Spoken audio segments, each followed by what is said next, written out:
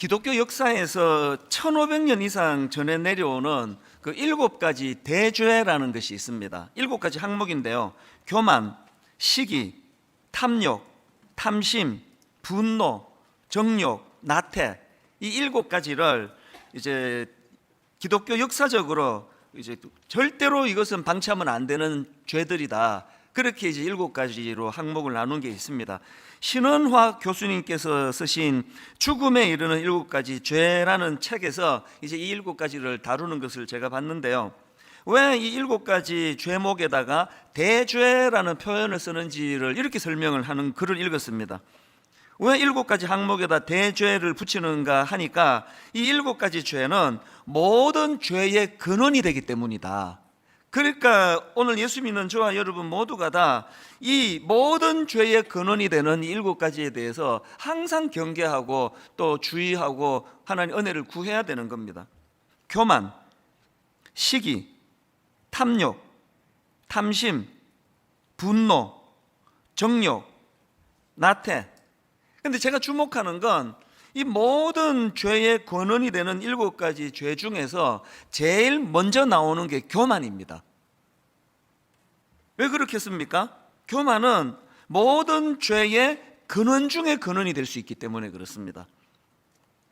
아담과 하와가 저지른 인간의 첫 범죄도 그 뿌리가 교만이라는 거 다 아시지 않습니까?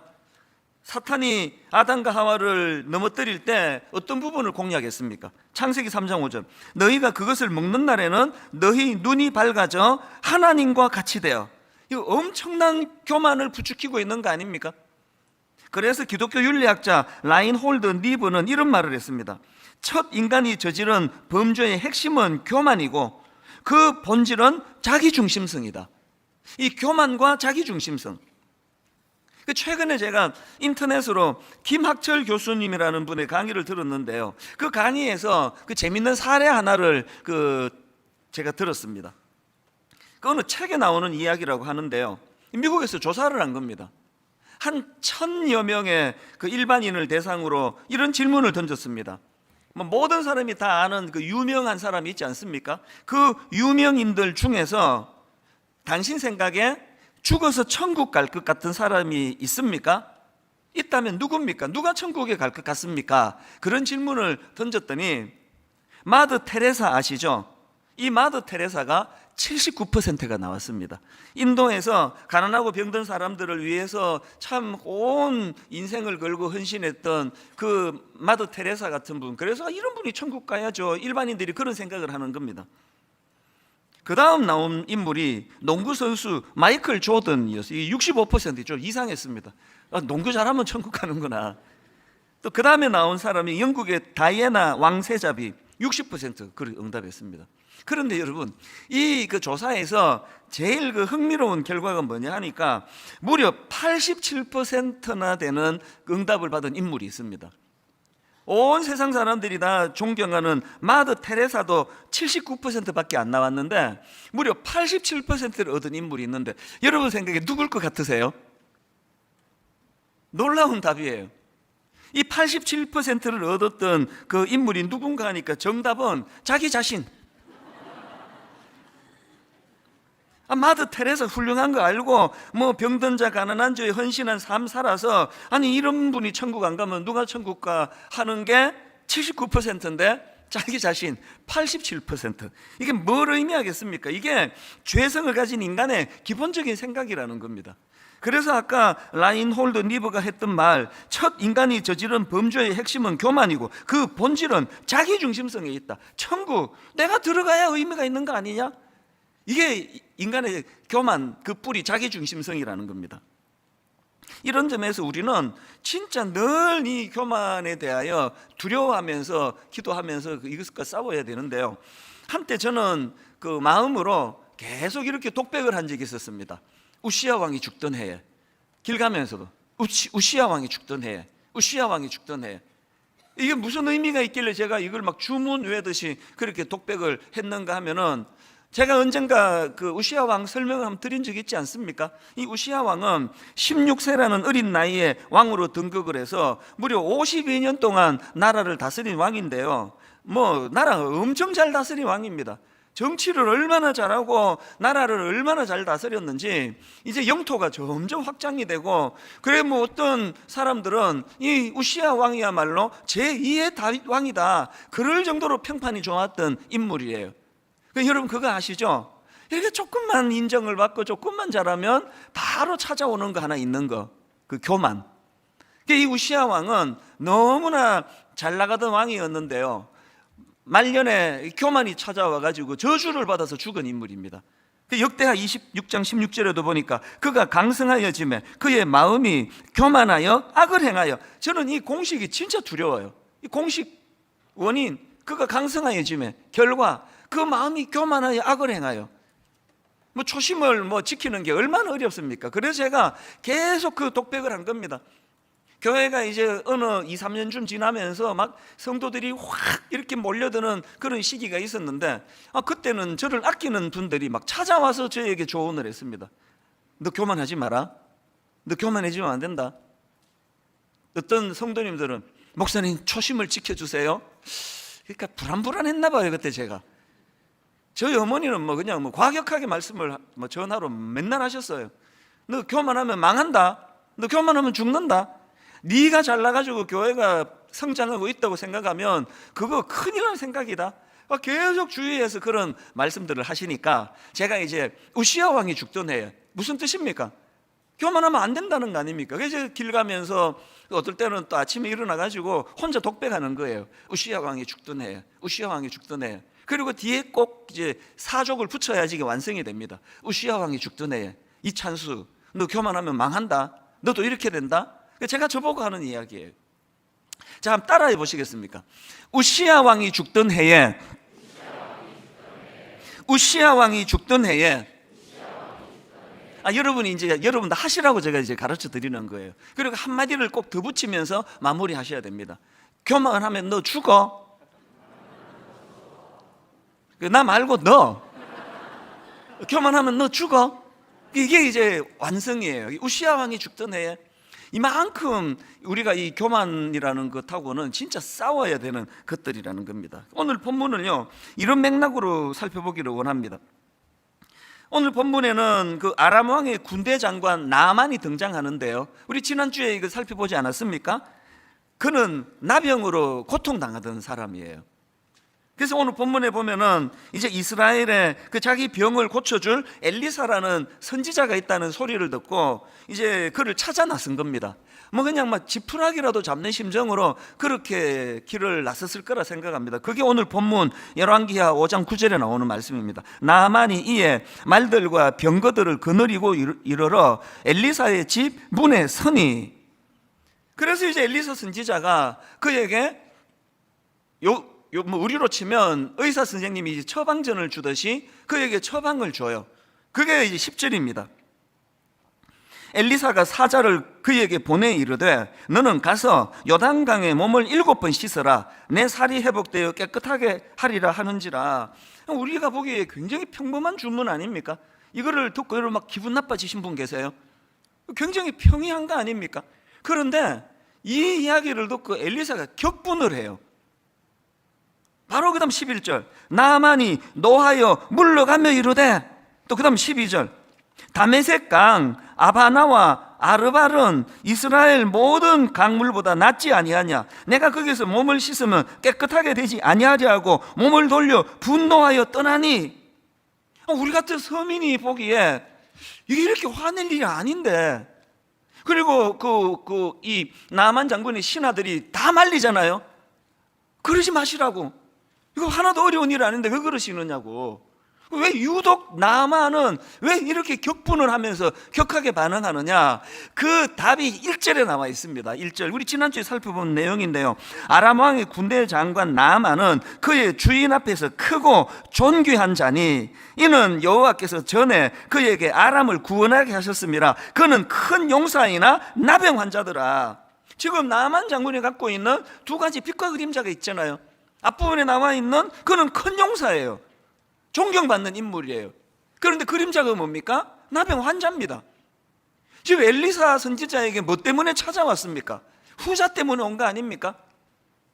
아까 벌써 9절에서요 나만이 이의 말들과 병거를 거느리고 이르러 엘리사의 집 문에 서니 이거부터 틀려먹은 거 아닙니까? 지금 병 고치러 가는 나병 환자 입장에서 뭘 그렇게 그냥 뭐 대동하고 막 엄청나게 화려하게 그렇게 가는 것 자체가 나만에게 있어서 그 삶의 무게중심은 나병 환자라고 하는 병을 고쳐야 되는 절박함보다는 큰 용서라는 거예요. 여기에 모든 마음이 다가 있는 거예요. 여러분, 이게 교만인 거예요. 오늘 저와 여러분이 누구나에게나 다 이 빛과 그림자가 다 있잖아요.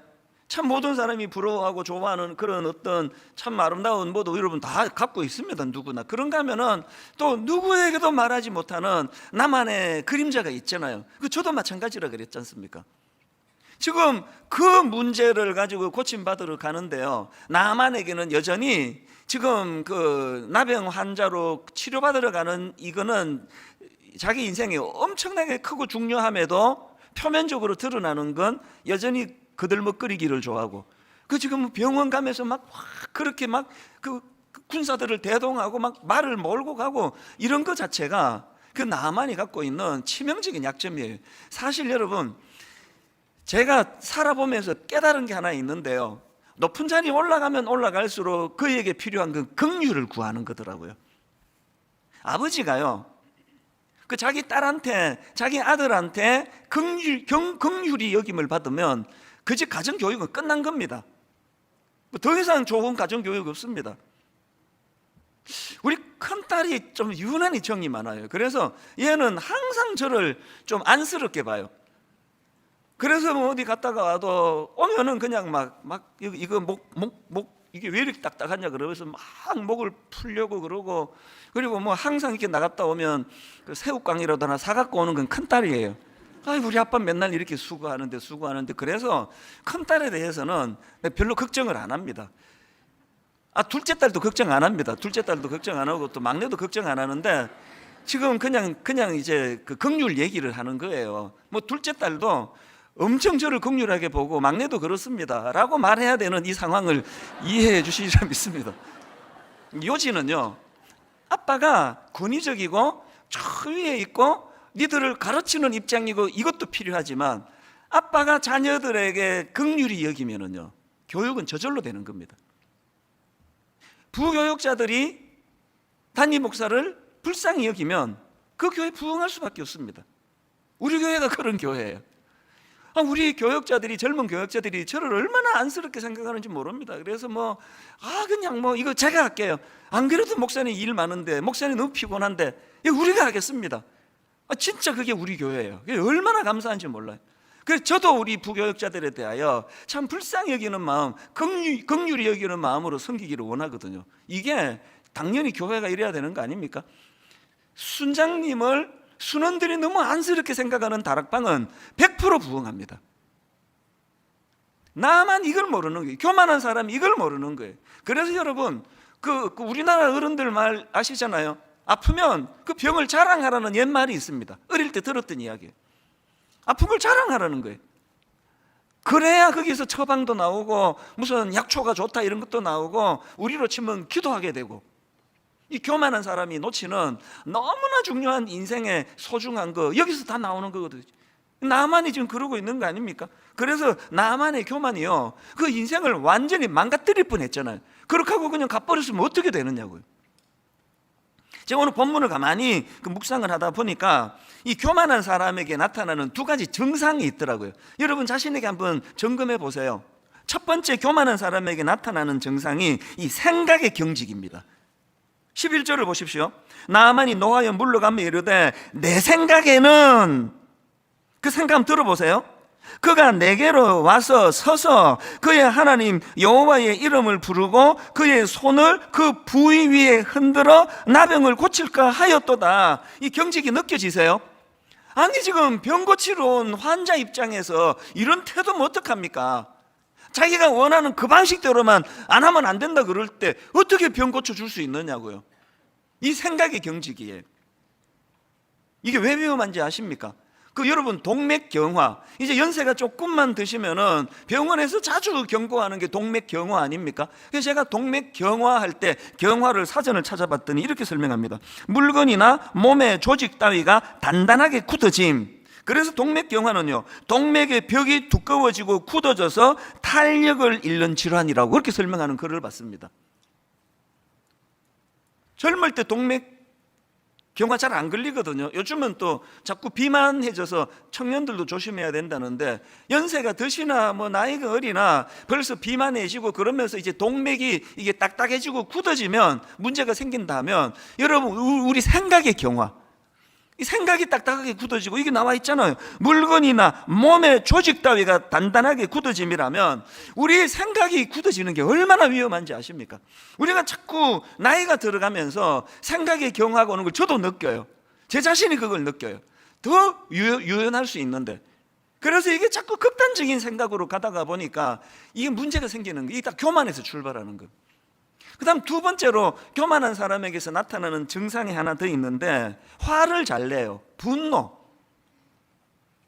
지금 엘리사 선지자의 처방을 받은 나아만 장군의 첫 반응이 그거 분노 아닙니까? 11절입니다. 나아만이 노하여 물러가며 이르되, 암만 생각해도 만약에 그 엘리사 선지자가 너 같은 거 못 고쳐줘, 넌 자격 없어, 가, 이러면 화를 내야 되지만, 정성을 다해서 지금 나름대로 지금 처방을 내리고 있는데 이거 이렇게까지 화날 일이냐고요. 교만하니까 생각이 경직되고, 생각이 경직되면 상대방에 대해 자꾸 화가 나는 거예요. 제가 그 특이한 제목의 책을 한 권 알고 있는데요, 책 제목이 이렇습니다. 개소리에 대하여. 제목 보고 가벼운 책이라고 오해하시면 안 됩니다. 이 책은요, 보통 사람들이 권하지 않아요. 굉장히 어려운 책이에요. 그리고 세계적으로 알려진 미국 프린스턴 대학교 철학과 명예 교수가 쓴 책입니다. 제목이 되게 좀 우스꽝스럽잖아요. 이 사람이 이렇게 쓸데없는 소리 할 때 개소리 하지 마라. 이 책 제목이 개소리에 대하여. 제가 이제 우리나라 김경일 교수라는 분이 풀어 쓴 짧은 강의를 제가 들었는데요, 그 강의에서 설명하기를, 이 책 저자가 말하는 최악의 개소리를 우리나라식으로 설명하면 어딜 감히, 이거라는 거예요. 어딜 감히. 그 강의 내용을 한번 들어보십시오. 어딜 감히라고 자주 이야기하는 사람은 왜곡된 나르시시즘을 가지고 있는 사람입니다. 이런 나르시시즘은 실제로 나는 너보다 잘났어, 혹은 나는 너와 본질이 다르게 태어났어, 이런 생각으로부터 시작됩니다. 개소리 하는 게 어디서 나온다고요? 교만에서 나오는 거예요. 그래서 튀어나오면 뭐 어디를 감히 나한테. 요즘은 그 소리 잘 안 듣는데, 옛날에는 싸우다가 이런 이야기 많이 들었습니다. 너 내가 누군지 알아? 알면 싸우겠습니까? 제가 30대 중반에 의경한테 티켓을 한번 받으면서 그때 생각하면 이게 지금 한 20년 가까이 지난 적인데 얼굴이 화끈거려요. 막 이제 나는 교통위반 안 했다, 거기는 티켓 끊겼다 그러다가 내가 이런 말이 툭 튀어나와. 너 몇 살이야? 내 부끄러워 죽겠어요 이거. 그래서 지금 이게 누가 옳으냐를 따지는데 나이 이야기가 왜 나오느냐고요. 이게 개소리예요. 이게 어딜 감히. 이게 교만에서 나오는 거 아닙니까? 이게 고민이 그거예요. 이게 자꾸 나이 들수록, 우리나라에서 주로 많은 이 병 아시죠? 섭섭병. 자꾸 옛날에는 없었는데, 그게 워낙 이제 교양과 인격으로 억눌러서 표현은 안 해요. 어딜 감히 이런 말을 저는 안 하지만 마음에서 나와요. 어딜 감히. 너 몇 살이야? 이게 참 고민입니다. 그래서 여러분, 우리가요, 계속 이게 나이가 들수록 동맥경화가 오듯이 생각의 경화가 오기 쉽다는 걸 기억하고 진짜 노력을 해야 됩니다. 그래서 제가 저를 경고할 때마다 이제 아까 같이 우시아 왕이 죽던 애 이런 것도 있는데, 최근에 노래로 제가 저를 만들었습니다. 자꾸 섭섭해지니까. 그래서 제가 굉장히 짧은 노래예요. 바램은 죄가 될 테니까. 그게 다예요. 사실 이게 작사가가 이런 뜻으로 한 게 아닌데 저는 그걸 따가지고 모든 바라는 것은 다 죄다. 기대하지 말자. 바라지 말자. 막 굉장히 제가 애를 씁니다. 저는요, 꿈이 있는 거 다 아시잖아요. 저는 곱게 늙기를 원해요. 저는 아름답게 늙기를 원합니다. 전 추해지고 싶지 않아요. 그게 제일 걱정이에요. 자꾸 추해질까 봐. 그래서 제가 막 지금도 다짐해요. 우리 집 애들은 뭐 다 이제 뭐 20대 초반부터 중반까지밖에 없는데 벌써부터 계속 마음으로 애들을 볼 때마다 속으로 노래합니다. 바램은 죄가 될 테니까 얘들한테 절대로 안 바란다. 없는 걸로 치겠다. 내 의무만 하겠다. 왜 계속 다짐을 합니까? 기대하면은 다 상처예요. 뭐 이 나이 들수록 이게 섭섭병이 많아지는데 뭐 바램은 죄가 될 테니까 이런 노래 100번 불러도 소용없고요. 뿌리로 가야 돼요. 교만을 제거해야 됩니다. 교만을. 내 마음 안에 꿈틀꿈틀거리는 이 교만이 그게 아까 그 개소리. 너 나 누군지 알아? 어딜 감히? 이게 그 유명한 스탠포드 대학 프린스턴 대학 철학과 교수가 만든 책입니다. 개소리라고. 오늘 저와 여러분이 하나님 앞에서 이 나만의 모습에서 우리의 모습을 찾아내고 이거 문제를 가지고 하나님께 나가야 된다는 겁니다. 이렇게 나만이 이런 정상들을 가지고 이제 하나님 앞으로 나아갔는데 참 나만이 부러워요. 겉으로 드러나는 나병만 고친 것이 아니고요, 그 근원적인 문제를 하나님이 고쳐주셔서 완전히 전인격적인 변화가 일어나는 게 오늘 본문의 나만입니다. 그래서 제가 부러운 마음으로 본문을 묵상을 하다가 오늘 우리 모두가 다 오늘 본문에서 우리가 하나님의 일하심을 방해만 하지 않으면 하나님의 일하심에 나타나는 두 가지 굉장히 중요한 요소, 이걸 좀 나누고 싶습니다. 여러분, 하나님의 일하심 첫 번째가요, 맞춤 처방이에요. 이걸 본문에서 제가 발견하고 굉장히 제가 감동했습니다. 이게 무슨 소리냐? 자, 10절을 한번 보십시오.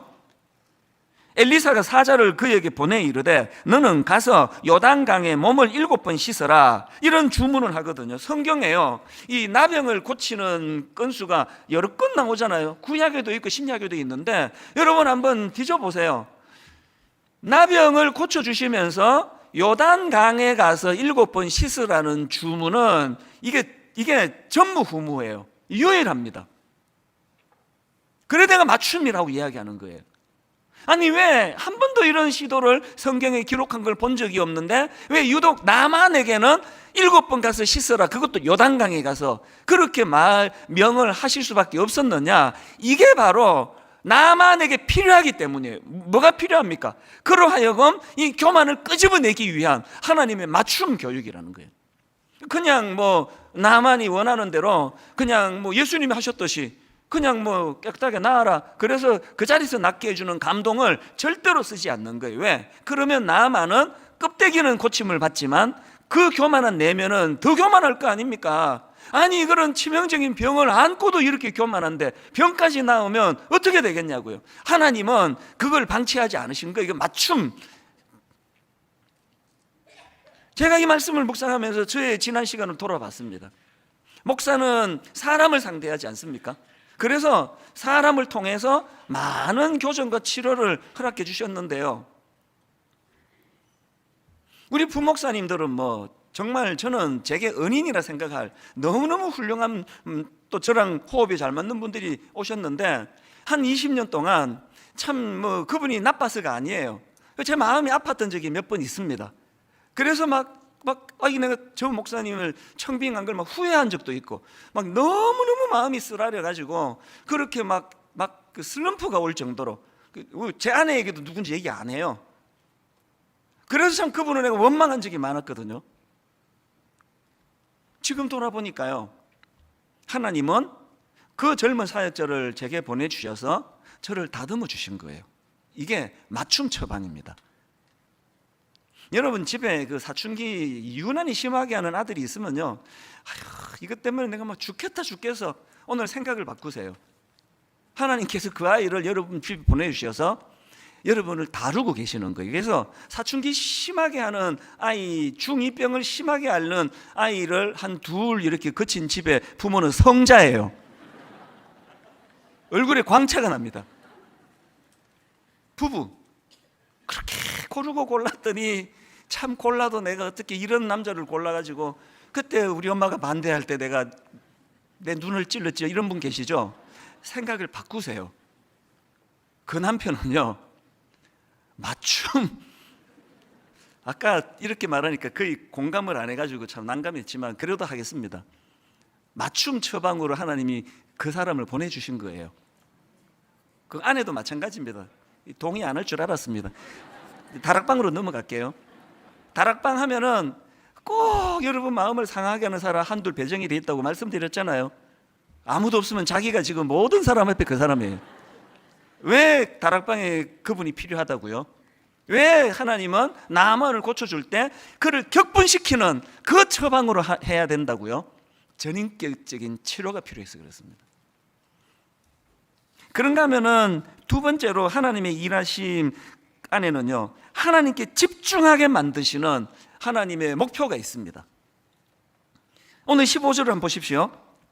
나아만이 모든 군대와 함께 하나님의 사람에게로 돌아와서 그의 앞에 서서 이르되 내가 이제 이스라엘 외에는 온 천하에 신이 없는 줄을 아나이다. 또 17절 나아만이 이르되 그러면 청하건대 노새 2마리의 실을 흙을 당신의 종에게 주소서. 이제부터는 종이 번제물과 다른 희생제사를 여호와 외에 다른 신에게는 드리지 아니하고 다만 여호와께 드리겠나이다. 여러분 한번 생각해 보세요. 그 요단강에가 7번 씻으라는 처방을 내린 거는 사람이 내렸습니다. 엘리사 선지자가 내렸습니다. 그런데 지금 나아만이 영광을 돌려드리는 대상은 하나님이에요. 이게 하나님 처방의 궁극적인 목표예요. 엘리사에게도 선물을 가져다 주는 인간미가 없는 건 아니지만 이 나아만이 전인격적인 치료를 하고 난 다음에 그 모든 결과의 영광을 하나님께 돌려드리는 거. 오늘 여러분 한국교회 병들었다 그러잖아요. 병든 거 맞습니다. 그리고 한국교회 병들었는데요, 치료하는 유일한 대안 하나 저 알고 있거든요. 이 하나님의 마지막 이 목표를 이루어 드리는 거예요. 인간을 자꾸 찬양하고 그 인간의 영향을 받고 오늘 누가 설교하나, 오늘 담임 목사 설교하나, 이런 것들이 고쳐지고 그 담임 목사에게 집중하는 그 에너지를 여호와 하나님에게로 돌려드리는 일이 일어나는 그때 한국교회의 병은 고쳐질 줄로 믿습니다. 아까 첫 번째, 하나님께서 그 맞춤 치료를 한다는 거, 여러분 그거 짚고 넘어가야 되겠습니다. 나아만의 변화를 제가 한번 확인해 드릴게요. 15절을 보십시오. 나아만이 모든 군대와 함께 하나님의 사람에게로 돌아와서 그의 앞에 서서 이르되 내가 이제 이스라엘 외에는 온 천하에 신이 없는 줄을 아나이다. 그 다음 보세요. 청하건대, 지금 엘리사 선지자 보고 이렇게 이야기합니다. 청하건대 당신의 종에게서 예물을 받으소서. 17절에도 나와요. 나아만이 이르되 그러면 청하건대 노새 2마리의 실을 흙을 당신의 종에게 주소서. 지금 그렇게 격분하면서 날 물러보고 감히 이랬던 나아만의 태도가 어느 정도 바뀌었습니까? 엘리사 선지자 앞에 나는 당신의 종이라고. 이게 맞춤 하나님의 처방을 경험한 사람이 누리는 겁니다. 오늘 여러분 이 나아만의 2가지 요소 다 있거든요. 우리에게는 겉으로 드러나는 나병, 그게 경제적인 문제, 또 가정의 문제, 또 실질적으로 어떤 건강의 문제, 그게 하나 있고요. 그런가 하면 또 하나, 드러나지 않는 우리 내면의 문제.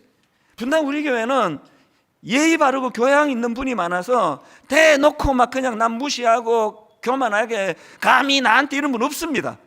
난 그게 참 좋아요. 근데 여러분, 이게 그냥 교양으로만 끝난다면, 내면이 드러나지 않는 내면이 교만으로 있다면 분당 우리 교회는 예수님이 가장 싫어하시는 회칠한 무덤 같은 교회예요.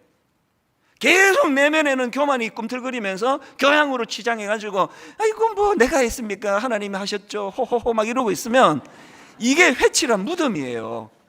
그렇기 때문에 우리는 이 나만의 겉으로 드러나는 나병을 고쳐달라고 기도할 때 동시에 하나님의 맞춤 처방으로 내 인격의 변화가 있기를 원합니다. 내 내면이 변화되기 원합니다. 이 꿈틀거리는 교만을 꺾어 주시기를 원합니다. 2가지가 동시에 가야 돼요. 그리고 맨 마지막에 결론으로 하나님이 하셨습니다. 하나님께 영광을 올려드립니다.